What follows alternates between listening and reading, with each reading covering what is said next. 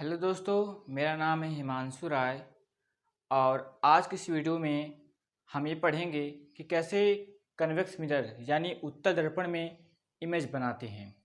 तो आज की इस वीडियो में हम उत्तल दर्पण में इमेज बनाना सीखेंगे। तो इसके कुछ नियम हैं, कुछ रूल्स हैं। तो मैं समझता हूँ कि उस टॉपिक को कवर करने से पहले हम ये जान लेते हैं कि इमेज यानी कि प्रतिबिंब क्या होता है। तो आइए शुरू करते हैं। इमेज, अगर जो इमेज होता है किसी भी ऑब्जेक्ट जब किसी दर्पण के सामने रखा जाता है तो हूबहू उसका एक ऑब्जेक्ट दिखता है। ठीक है, जैसे कि मार्कर है, अगर इसको मैं दर्पण के सामने रख दूं तो बिल्कुल इसी जैसा मार्कर उस दर्पण में दिखाई देगा, जिसे हम कहते हैं इस मार्कर का इमेज यानी प्रतिबिंब। तो आइए इसको डिफाइन करते हैं। जो प्रतिबिंब होता है, जब आपतित किरणें या जब लाइट रेज रिफ्रैक्शन के बाद यानी कि दर्पण के तल से टकराने के बाद वास्तव में जिस बिंदु पर मिलता है या जिस बिंदु से फैलता हुआ प्रतीत होता है, उस बिंदु को हम कहते हैं इमेज यानी कि प्रतिबिंब। तो ये हमारी इमेज की डिफिनेशन हो गई है। यहाँ पे आप दो फिगर देख रहे हैं, एक अवतल दर्पण है और दूसरा उत्तल दर्पण है। तो यहाँ पे आप देख रहे हैं पहले फिगर में कि जो प्रकाश है, लाइट, ये टकराने के बाद इस पॉइंट पे मिल रही हैं, यानी ये दो आपतित किरणें, दो लाइट रेज इस दर्पण के तल से टकराने के बाद इस पॉइंट पे मिल रही हैं यानी कट कर रही हैं। और उत्तल दर्पण में आप देख रहे हैं कि ये जो दो परावर्तित किरणें हैं ये कहीं मिल नहीं रही हैं, लेकिन दर्पण के पीछे बढ़ाए जाने पर इस बिंदु से फैलती हुई प्रतीत हो रही हैं। तो ऐसे बिंदु को हम कहते हैं इमेज यानी कि प्रतिबिंब। तो ये हमारी डिफिनेशन हो गई है। और मैं आपसे पहले भी पिछले की वीडियो में भी आपसे रिक्वेस्ट किया हूँ कि अगर आप इस वीडियो को देख रहे हैं तो साथ में पेन और कॉपी लिए रहिए और हर एक पॉइंट को आप नोट करते रहिए, आप समझते रहिए और साथ में लिखते रहिए। तो ये तो हमारी हो गई इमेज यानी प्रतिबिंब। अगर हम टाइप्स की बात करें कि कितने टाइप्स होते हैं इमेज के, प्रतिबिंब के, तो यहाँ पे दो टाइप्स होते हैं। जो प्रतिबिंब होता है यानी प्रतिबिंब के प्रकार की अगर हम बात करें तो हमारे जो प्रतिबिंब होते हैं वो दो टाइप्स के होते हैं। Types of image.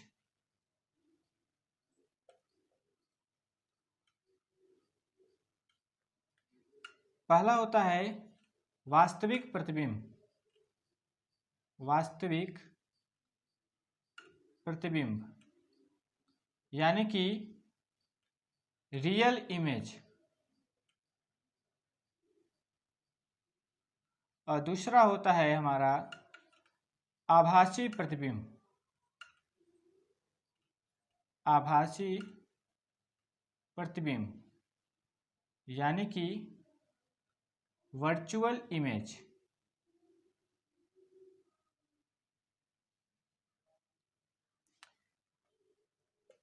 अब वास्तविक प्रतिबिंब क्या होता है और आभासी प्रतिबिंब क्या होता है, तो आप जो दो फिगर देख रहे हैं, पहली फिगर में क्या है कि जो लाइट है ये टकराने के बाद वास्तव में इस बिंदु पर मिल रही हैं। तो ये हो गया हमारा वास्तविक प्रतिबिंब। वास्तविक प्रतिबिंब का मतलब होता है कि जब प्रकाश की किरणें दर्पण के तल से टकराने के बाद वास्तव में जिस बिंदु पर मिलती हैं तो वहां पे बनता है हमारा रियल इमेज यानी कि वास्तविक प्रतिबिंब। अगर लाइट जो है वो दर्पण से रिफ्लेक्शन के बाद, टकराने के बाद वास्तव में जिस बिंदु पर मिलती हैं तो वहां पे बनता है हमारा रियल इमेज यानी कि वास्तविक प्रतिबिंब। और आभासी प्रतिबिंब क्या होता है, जब प्रकाश की किरणें दर्पण के तल से टकराने के बाद जिस बिंदु से फैलती हुई प्रतीत होती हैं। यहाँ पे आप देख रहे हैं कि ये जो दो परावर्तित किरणें हैं ये दर्पण के सामने कहीं पे मिल नहीं रही हैं, कहीं पे एक दूसरे को काट नहीं रही हैं, बल्कि पीछे बढ़ाए जाने पर इस बिंदु से फैलती हुई प्रतीत हो रही हैं। ठीक है, तो यहाँ पे बनता है हमारा आभासी प्रतिबिंब। तो रियल इमेज और वर्चुअल इमेज में क्या डिफरेंस होता है कि आभासी प्रतिबिंब जो रियल इमेज होता है, वास्तविक प्रतिबिंब, उसमें क्या होता है कि जो लाइट रेज होती है, प्रकाश की किरणें, वो परावर्तन के बाद वास्तव में किसी बिंदु पर मिलती हैं, यानी कट करती हैं। और आभासी प्रतिबिंब में क्या होता है कि जो परावर्तित किरणें होती हैं वो वास्तव में किसी बिंदु पर मिलती नहीं हैं, कट नहीं करती हैं, बल्कि दर्पण के पीछे बढ़ाए जाने पर एक बिंदु से फैलती हुई प्रतीत होती हैं। या ये तो हो गया हमारी डिफिनेशन वास्तविक प्रतिबिंब की, आभासी प्रतिबिंब की। अब एक चीज हमको यहाँ में समझना है कि इमेज कब बनता है, प्रतिबिंब कब बनता है? जब प्रकाश परावर्तन के बाद जहां भी एक दूसरे को कट करता है, इंटरसेक्ट करता है, वहां पे इमेज बन रहा है। पहली फिगर में इंटरसेक्ट कर रहा है वास्तव में, तो यहाँ पे इमेज बन गया। यहाँ पे देखिए सामने तो इंटरसेक्ट नहीं कर रहा है, इंटरसेक्ट नहीं कर रहा है, काट नहीं रहा है, लेकिन पीछे तो काट रहा है ना, पीछे बढ़ाया तो पीछे तो यहाँ पे मिला ना, तो यहाँ पे भी क्या बन गया हमारा इमेज। बट डिफरेंस ये है कि यहाँ पे रियल इमेज बना, वास्तविक प्रतिबिंब, और यहाँ पे बन गया वर्चुअल इमेज यानी आभासी प्रतिबिंब। ये तो हमारी कहानी हो गई वास्तविक और आभासी प्रतिबिंब की। अगर हम इन दोनों के बीच का डिफरेंस जाने, क्या डिफरेंस होता है इनके बीच का, तो पहला डिफरेंस आप देख रहे हैं कि जो हमारा वास्तविक प्रतिबिंब है वो दर्पण के सामने बन रहा है, अब जबकि आभासी प्रतिबिंब दर्पण के पीछे बन रहा है। ये पहला डिफरेंस हुआ। और दूसरा डिफरेंस क्या होता है कि वास्तविक प्रतिबिंब में आप देख रहे हैं कि वास्तव में प्रकाश की किरणें मिल रही हैं, यानी कट कर रही हैं, ठीक है। तो इस वजह से जो वास्तविक प्रतिबिंब होता है उसको हम पर्दे पर यानी स्क्रीन पर प्राप्त कर सकते हैं। तो पहला दूसरा डिफरेंस क्या हुआ कि वास्तविक प्रतिबिंब को हम स्क्रीन पर यानी पर्दे पर प्राप्त कर सकते हैं, जबकि आभासी प्रतिबिंब को हम स्क्रीन पर यानी पर्दे पर प्राप्त नहीं कर सकते हैं। क्यों नहीं कर सकते हैं? आप इस सेकंड फिगर में देख रहे हैं कि जो परावर्तित किरणें हैं वो किसी बिंदु पर वास्तव पे मिल नहीं रही हैं, ठीक है। यहाँ तो हमने इसको पीछे मिलाया, यहाँ पे देखिए प्रकाश नहीं पहुंच रहा है। वास्तविक प्रतिबिंब देखिए प्रकाश पहुंच रहा है, लेकिन आभासी प्रतिबिंब में प्रकाश पहुंच नहीं रहा है, इसलिए हम आभासी प्रतिबिंब को पर्दे पर यानी स्क्रीन पर प्राप्त नहीं कर सकते हैं। तो ये हमारी कहानी हो गई प्रतिबिंब की, कि इमेज क्या होता है, उसके टाइप्स कितने होते हैं और उसकी डेफिनेशन हमने जान ली। तो ये आप दो फिगर बना लीजिएगा और बहुत ही सिंपल है। अब मैं समझता हूँ कि अगर मैं जो बोल रहा हूँ आप उसको नोट करते रहिए। चलिए अब हम पढ़ेंगे कि कैसे उत्तल दर्पण यानी कि कन्वेक्स मिरर में इमेज बनाते हैं। तो उसकी केवल दो कंडीशन है। तो इससे पहले कि हम उत्तल दर्पण में इमेज बनाएं उसके कुछ नियम हैं, और दो नियम हैं, बहुत ही सिंपल है।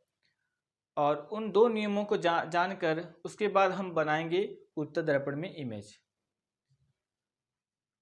तो अब हेडिंग लिख लीजिए, उत्तल दर्पण में प्रतिबिंब बनाने के नियम।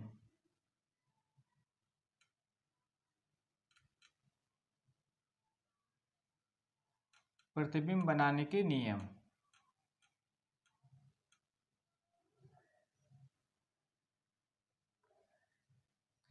पहला नियम क्या है? पहला नियम है मुख्य अक्ष के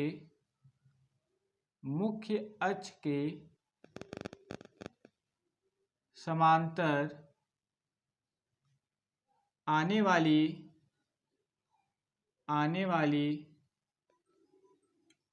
किरणें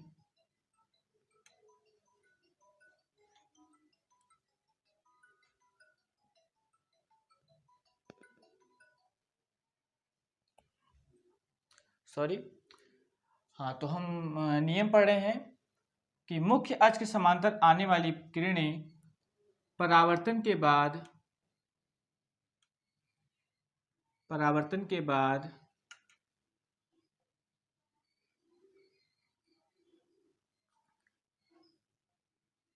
फोकस से आती हुई प्रतीत होती है। ये हमारा पहला नियम है, आप नोट करते रहिए। पहला नियम मैंने आपको क्या बताया कि मुख्य अक्ष के समांतर आने वाली प्रकाश की किरणें परावर्तन के बाद यानी दर्पण के तल से टकराने के बाद फोकस से आती हुई प्रतीत होती हैं। यानी कुछ इस तरीके से, ये हमारा उत्तल दर्पण है, ये हमारा ध्रुव है, ये हमारा वक्ता केंद्र C है और ये F है, फोकस। अच्छा, अब यहाँ पे आप एक चीज देख रहे हैं कि जो फोकस है वो P और C के बिल्कुल बीच में है। ठीक है, एक फार्मूला होता है F = R/2, यानी कि फोकस दूरी जो है वो वक्ता त्रिज्या की आधी है। फोकस दूरी यानी कि PF और वक्ता त्रिज्या यानी PC। PF PC की आधी होती है, यानी कि F जो होगा PC के बीच में होगा। तो इसको हम प्रूफ कराएंगे। आप ये जानते रहिए कि F जो होता है वो PC के बीच में होता है। चलिए, तो पहला नियम क्या है कि मुख्य अक्ष, ये मुख्य अक्ष हो गया, इसके समांतर जो प्रकाश की किरणें होती हैं वो परावर्तन के बाद यानी दर्पण के तल से टकराने के बाद फोकस से आती हुई प्रतीत होती हैं। यानी कुछ इस तरीके से, इसको आप पीछे ले जाएंगे तो ये फोकस पे मिलेंगी। ठीक है, आप यहां से सामने से देखिए तो ऐसा लग रहा है कि ये जो प्रकाश की किरण है ये फोकस से आ रही है। ठीक है, ये पहला नियम हो गया हमारा, इसको आप नोट कर लीजिए।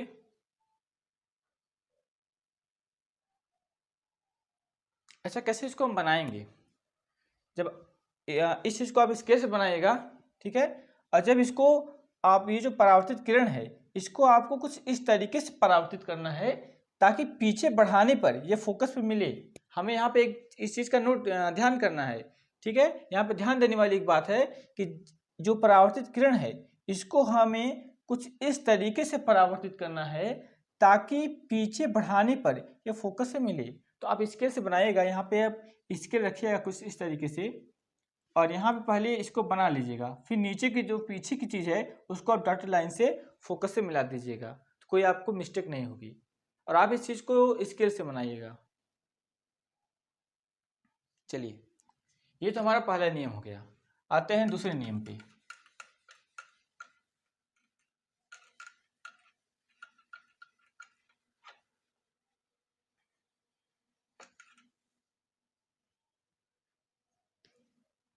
दूसरा नियम क्या है? वक्रता केंद्र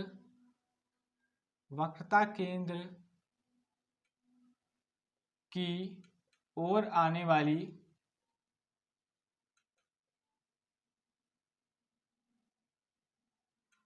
वक्रता केंद्र की ओर आती हुई प्रतीत होने वाली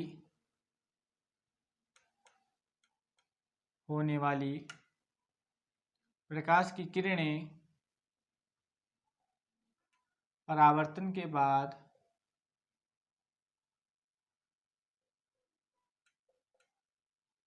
वापस उसी पथ से लौट जाती है। यानी जिस रास्ते से आई थी उसी रास्ते से वो वापस चली गई। मैंने क्या बोला कि दर्पण के वक्रता केंद्र की ओर आते हुई प्रतीत होने वाली प्रकाश की किरणें परावर्तन के बाद वापस उसी रास्ते से लौट जाती है। यानी कि ये वक्ता केंद्र है और एक लाइट ऐसे कुछ आती है। ठीक है, ये लग रहा है कि ये वक्ता केंद्र की तरफ आ रही है और रिफ्लेक्ट होने के बाद, परावर्तन के बाद वो वापस उसी रास्ते से लौट जाएगी। यानी जिस रास्ते से आई थी वापस उसी रास्ते से लौट जाएगी। आप यहाँ पे देखिए, इसको पीछे मिलाइए तो ये वक्ता केंद्र पे मिल रहा है। यानी कि ऐसा लग रहा है कि ये प्रकाश किसकी तरफ आ रहा है? वक्रता केंद्र की तरफ आ रहा है। ठीक है, तो जो भी लाइट यानी प्रकाश वक्रता केंद्र की तरफ आएगा तो वो दर्पण के तल से टकराने के बाद वापस उसी रास्ते से लौट जाएगा। तो ये दूसरा नियम हो गया। ठीक है, तो पहला नियम हमने पढ़ा कि मुख्य अक्ष के समांतर आने वाली प्रकाश की किरणें परावर्तन के बाद फोकस से आती हुई प्रतीत होती हैं। और दूसरा नियम हमने पढ़ा कि दर्पण के वक्रता केंद्र की ओर आने वाली प्रकाश की किरणें परावर्तन के बाद वापस उसी रास्ते से लौट जाती है। तो ये हमारे नियम हो गए।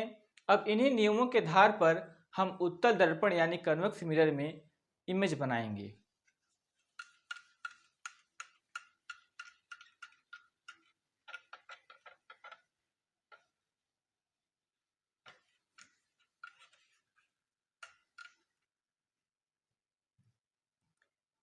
तो उत्तल दर्पण में दो कंडीशन है।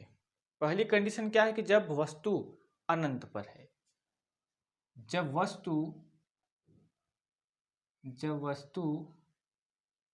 अनंत पर है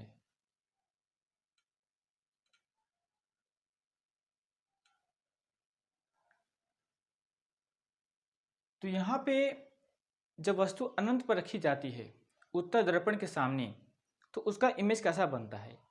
तो उसके लिए हमें 5 चीज़ों की जानकारी होनी चाहिए।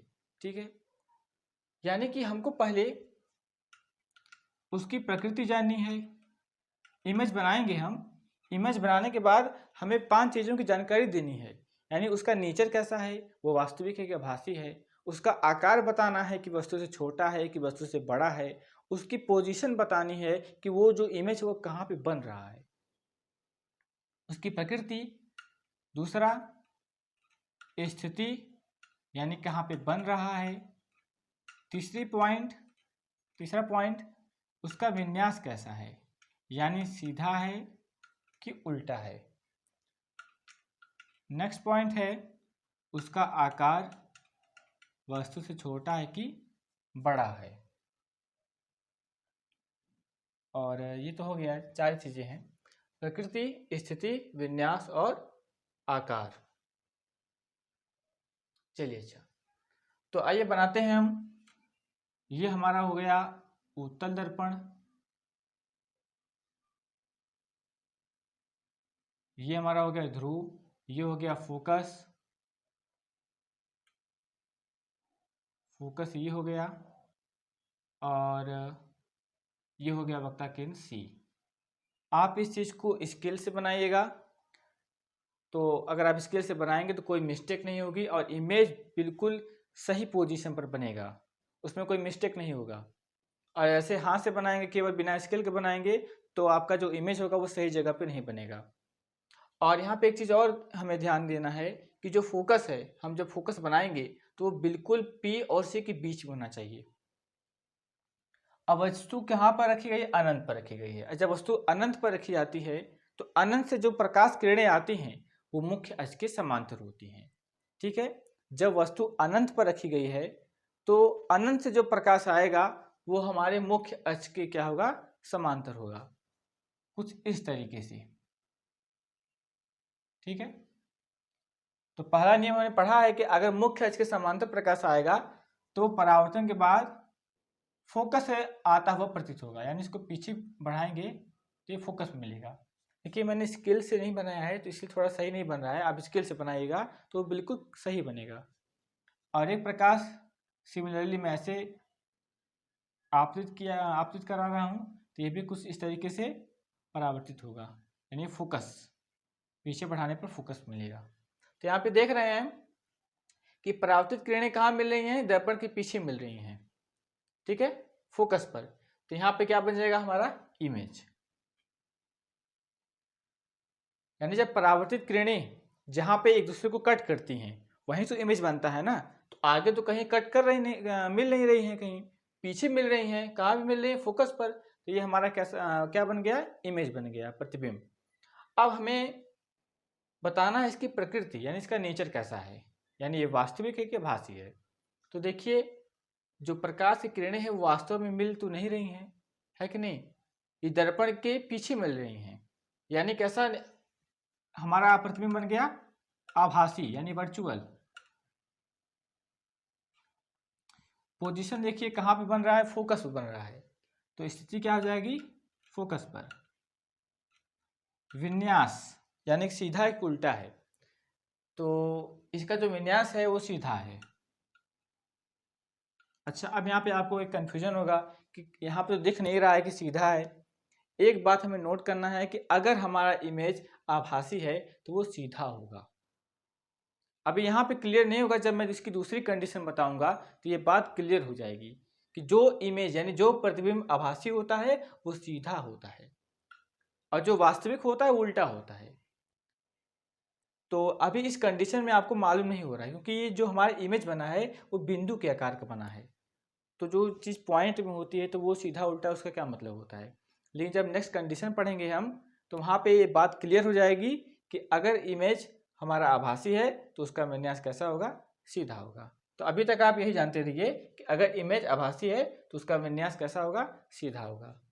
और आकार कैसा है, बिंदु के आकार का। ठीक है, ये हमारा हो गया पहला कंडीशन जब वस्तु अनंत पर है।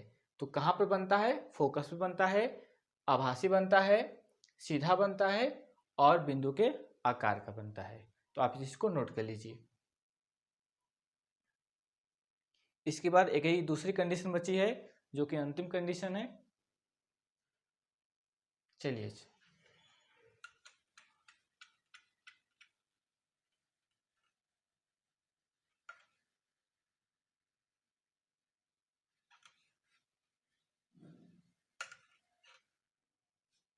अब हम वस्तु को कहाँ रखेंगे, कहीं भी रख दीजिए आप।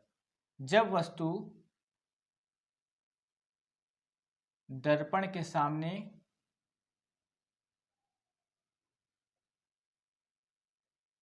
कहीं भी हो। अभी इस कहीं भी हो का मतलब ये मत समझिएगा कि वस्तु अनंत पर है। ठीक है, अनंत की बात नहीं कर रहे हैं। अनंत के अलावा कहीं भी हो, सामने हो, कितने भी दूरी पर हो, ये मैटर नहीं करता है। यानी कि अनंत और दर्पण के बीच में हो, कहने का मतलब ये है। तो आइए बनाते हैं हम। ये हो गया हमारा उत्तल दर्पण, ये हो गया हमारा ध्रुव, ये हो गया हमारा फोकस F, ये हो गया वक्ता केंद्र C।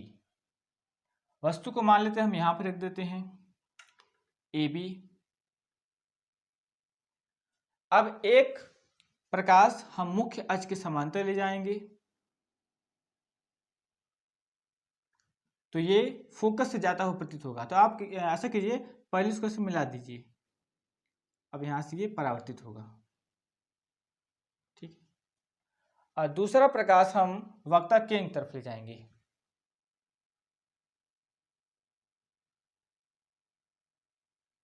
वक्ता केंद्र तरफ, और ये वापस उसी रास्ते से लौट जाएगा। इसको पीछे मिला दीजिए।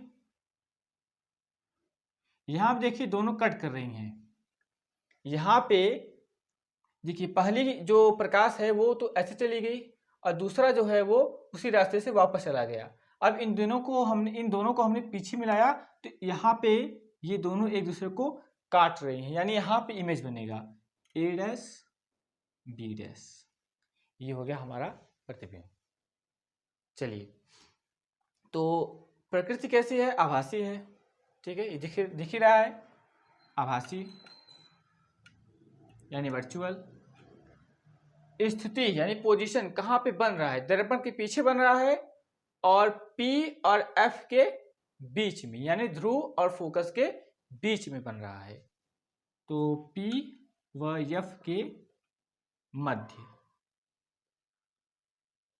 दर्पण के पीछे तो बनना ही बनना है। ठीक है ना। विन्यास कैसा है, मैंने अभी बताया आपको, आभासी है तो सीधा होगा विन्यास, यानी सीधा। और इस फिगर में आपको दिख भी रहा है, देखिए हमने जो वस्तु लिया है AB, ये मुख्य अक्ष है ना, और वस्तु जो AB था वो मुख्य अक्ष के ऊपर था ऐसे। ठीक है, और इमेज में क्या है, ऐसे बन रहा है, यानी सीधा हुआ ना। वस्तु भी मुख्य अक्ष के ऊपर थी ऐसे, और हमारा इमेज भी ऐसे बना है ऊपर, यानी सीधा बन रहा है। अगर यही A डैश B डैश कुछ इस तरीके से बनता ऐसे, तो यहाँ पे देखिए ये तो उल्टा हो गया ना, लेकिन बना तो ऐसे नहीं है, बना ऐसे ऊपर, यानी सीधा बना है। तो हमारा इमेज कैसा हो गया, सीधा। और इसका आकार कैसा होगा, वस्तु से छोटा। वस्तु देखिए, वस्तु साइज इतनी बड़ी है और इमेज इतना छोटा है, तो ये क्या हो जाएगा, इसका आकार वस्तु से छोटा। तो ये हमारी कंडीशन हुई समाप्त। ये दो ही कंडीशन है, आप चाहे इस वस्तु को यहाँ पे रखिए, चाहे यहाँ पे रखिए, चाहे यहाँ पे रखिए, कहीं भी रखिए, इसकी पोजीशन पी एफ के बीच में ही बनेगी। केवल पहली कंडीशन जो थी अनंत पर, तो वहां पे एफ पर बना था। उसके बाद अनंत के पहली कंडीशन के बाद अब कहीं भी रखिए वस्तु को, उसका इमेज हमेशा फोकस और ध्रुव के बीच में बनेगा और वस्तु से छोटा बनेगा। तो हमारा ये वीडियो समाप्त हुआ। नेक्स्ट वीडियो में हम अवतल दर्पण यानी कनकेव मिरर में इमेज बनाएंगे। ठीक है, तो उम्मीद है कि आपको ये वीडियो पसंद आई होगी। तो प्लीज़ लाइक कीजिए, शेयर कीजिए और चैनल को सब्सक्राइब कीजिए। धन्यवाद।